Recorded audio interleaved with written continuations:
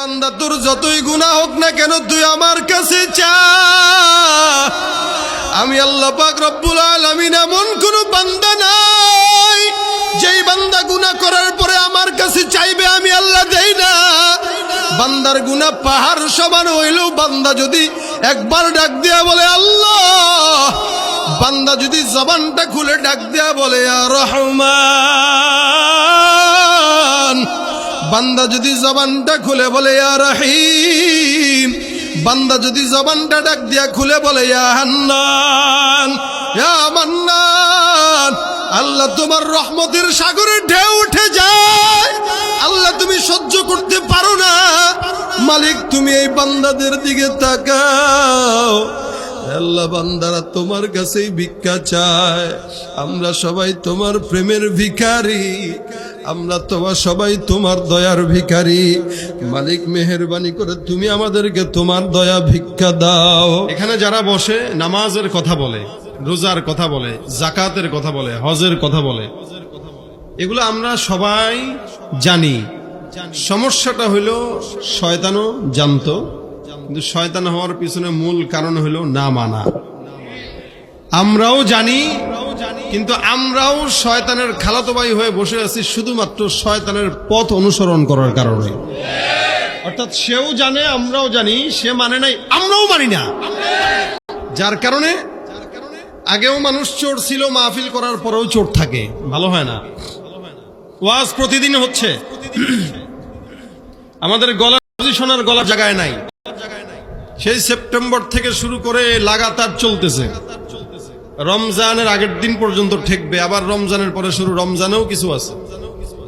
এত মাহফিল যে বাড়তেছে মানুষের, আপনারাও করতেছেন, আমরা করতেছি, আপনারা করান, আমরা করি। পরিবর্তনটা কোথায়? সমাজের মানুষগুলো দিন যত যাচ্ছে তত অমানুষে পরিণত হচ্ছে। এক সময় রাস্তাঘাটে এরকম খুন খারাপি হতো কম, এখন দিন যত যাচ্ছে চোখের সামনে গুলি করে মানুষকে মেরে ফেলা হচ্ছে, কেউ কাউকে কিছু বলে না। দিন যত যাচ্ছে মানুষ চাঁদাবাজি বাড়াচ্ছে, দুর্নীতি বাড়াচ্ছে, ঘুষ আর সুদের কারবারি বাড়াচ্ছে। ফায়দা হলো কোন জায়গায়? ফায়দা তো কোথাও হচ্ছে না। তবে আমাদের দায়িত্ব যেটা, আমরা সেটা করতেছি। আমাদের দায়িত্ব আমরা বলতেছি, আগার মানোগি তো বানোগি, কেউ যদি মেনে নেয় তো আল্লাহ বনায় দিবে, আর যদি না মানে তো শয়তান হয়ে যাবে। শয়তানও আমাদেরকে দেখে আফসোস করে, এখন আমরা কি শয়তান হইলাম। শয়তান আমাদেরকে দেখে আর বলে আল্লাহ আমারও তো বানাইছে শয়তান, কিন্তু এগুলো তো আমার চেয়ে বড় শয়তান। রমজানের শয়তান বন্ধ থাকলেও আমাদের মানুষ শয়তানগুলো বন্ধ থাকে না। এবং রমজান যদি আসে তাহলে তো আরো ভালো, 700 গুণ পর্যন্ত আল্লাহ পাক বৃদ্ধি করে দেন। এই জন্য মুমিনদের নেক কাজের অবস্থা এমন, মাসরুল্লাযীনা ইউনফিকুনা আমওয়ালাহুম ফি সাবিলিল্লাহ কামাসালি হাব্বাতিন আমবাতাত সাবআ সানাবিলা ফি কুল্লি সুমবুলাতিন মিয়াতু হাব্বা। মুমিনের সুন্দর করে মিসাল বর্ণনা করতে যে আল্লাহ পাক রব্বুল আলামিন বলেন, মুমিন যদি দান সৎকা করে, নেকের কাজ করে, ওইটাকে আমি আল্লাহ পাক রব্বুল আলামিন 700 গুণ পর্যন্ত বৃদ্ধি করে সওয়াব দান করে দেই। সুবহানাল্লাহ। এই প্রতিবন্ধিতা থেকে বাঁচতে চান তো ইনশাআল্লাহ? বাঁচতে চান? এজন্য ফেসবুক কমাইতে হবে। রমজানটা অন্তত ফেসবুক, ইউটিউব, ইন্টারনেট এগুলো থেকে নিজেকে বাঁচায় রাখবো, অন্যকেও বাঁচাবো। রাজি আছি ইনশাআল্লাহ? আল্লাহ পাক যেন আমাদেরকে ওই আমলটা করার তৌফিক দান করে, বলেন আমিন। আর যদি চালানো, কখনো ফেসবুকে অশালীন কোনো কিছু লিখবেনও না, শেয়ারও করবেন না, কারো বিরুদ্ধে কোনো কিছু লিখবেন না। এমন কথা লিখবেন যেটা অন্য আমল করার দ্বারা আপনিও সওয়াব পান, সেও সওয়াব পায়। কি এটা সম্ভব না? একটা হাদিস পোস্ট করলেন, এটা আরেকজন দেখলো, আমল করলো, এটা সওয়াব না গুনাহ?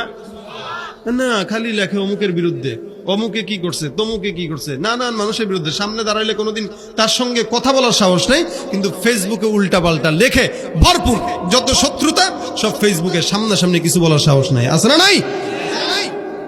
এই জন্য এই ফেসবুকের গজব থেকে আল্লাহ যেন আমাদের যুবকদেরকে হেদায়েত দান করে, বলেন আমিন।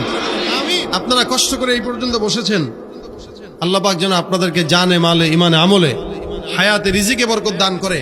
পাশাপাশি যে নেক আমলের জন্য আজকে আলোচনা করলাম, মুযাকারা করলাম, এখন থেকে স্টার্ট করবো ইনশাআল্লাহ।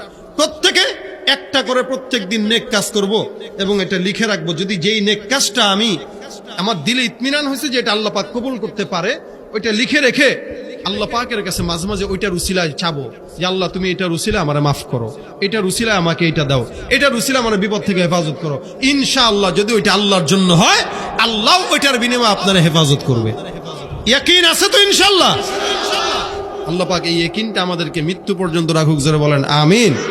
আমরা দোয়া করব বিশেষ করে ইনশাআল্লাহ যারা এলাকার কবরবাসীদের এবং জীবিত মুরব্বীদের জন্য দোয়া চেয়েছেন, আর আগামী বছর যেন মাহফিল হয় এই জন্য দোয়া চেয়েছেন। আপনারা সহযোগিতা করবেন যুবকদেরকে ইনশাআল্লাহ, সবসময় সাহস জুগিয়ে, টাকা দিয়ে, পয়সা দিয়ে, শ্রম দিয়ে, মেধা দিয়ে, বুদ্ধি দিয়ে, সবকিছু দিয়ে এই যুবকদেরকে আপনারা সবসময় সহযোগিতা করবেন। রাজি আছেন ইনশাআল্লাহ? গিয়াসউদ্দিন সাহেবের মৃত ছোট ছেলের জন্য দোয়া চেয়েছেন, আমরা সবাই সবার জন্য ইনশাআল্লাহ দোয়া করব। আল্লাহ পাক যেন সকলকেই, যারা ইন্তেকাল করেছে, আল্লাহ পাক যেন সকলের কবরকে জান্নাতের উচ্চ মাকাম দান করে। আল্লাহ পাক যেন যারা জীবিত আছে আমাদেরকে নেক হায়াত দান করেন, জোরে বলেন আমিন। ইনশাআল্লাহ আমাদের আজকের মাহফিলের সম্মানিত সভাপতি সাহেব, এটা একটা ভালো একটা দিক, আমাদের এই মাহফিলের যুবক ভাইয়েরা সভাপতি যাকে নির্বাচন করেছেন উনি একজন আলেম, বলেন আলহামদুলিল্লাহ। যাক, সভাপতি সাহেব একজন আলেম ছিলেন, মাওলানা আব্দুল বাতেন মিয়াজি সাহেব, উনি সভাপতি ছিলেন, এখন উনি অনুপস্থিত। উনি থাকলে হয়তো কিছু কথা বলতেন। এরকম করবেন, মাহফিলে আসলে কোন আলেম ওলামা ইকরামকে সভাপতি রাখবেন, কারণ মূর্খদেরকে সভাপতি বানাইলে যেটা হয়, আমি বলতেছি একটা, উনি পাশ থেকে আরেকটা বলে। অনেক জায়গায় এটা হয় না, এটা হয় কেন? মূর্খদেরকে সভাপতি বানানোর কারণে। এই জন্য ওলামা ইকরামদেরকে সভাপতি বানাবেন ইনশাআল্লাহ, এরা বুঝে এবং ওলামা ইকরামদের মর্ম জানে। শুনেন আমার কথা, শুনেন। ফেসবুকের গজল এটা লেখা কেন? দেখি বিনোদনের জন্য লেখা? কিসের জন্য বলেন? শিক্ষার জন্য। শিক্ষার জন্য। আমাদের সমাজে ফেসবুক এটা একটা উন্নতি প্রযুক্তি, এদেশের একটা উন্নতি প্রযুক্তি। প্রযুক্তি থাকবে, তবে প্রযুক্তির অপব্যবহার করা যাবে না। মাইক এটা একটা প্রযুক্তি, এটা একটা উন্নতি। এটা দিয়ে কেউ যদি গান গায় তাহলে সে ভুল করলো, মাইকের দোষ না। ক্যামেরা, কেউ যদি মুভি ভিডিও করে তার দোষ, ক্যামেরার দোষ না। তো সেম ভাবে ফেসবুকের দোষ না, দোষ হলো যে চালাইলো তার। মূলত শিক্ষার জন্য এই গজলটা লেখা। এখন আপনারা এটা বিনোদনের জন্য নিলে হবে। এখান থেকে যে মেসেজগুলো আছে এগুলোর উপরে আমল করার নিয়ত আছে তো ইনশাআল্লাহ? ডিজিটাল এই বাংলাদেশে কত কিছু দেখার আছে, দেখতে গেলে শেষ হবে না, অল্প দেখো ভাই। পোলা মাইয়া জওয়ান বুড়া একই রোগে খাইছে ধরা, আধুনিকতার হাওয়া গায়ে লাগছে তাই। যে যাই কিছু বলুক না কেন গায়ে লাগে না, আমরা কিন্তু চালাক জাতি, মোটে ভয় পাই না। আমগো দেশে ফেসবুক আছে, আমরা বলদ না। আমগো দেশে ফেসবুক আছে, আমরা বলদ না। আদব আখলাক কারে বলে কিছু জানে না, বড়দের সম্মান করা মানতে পারে না।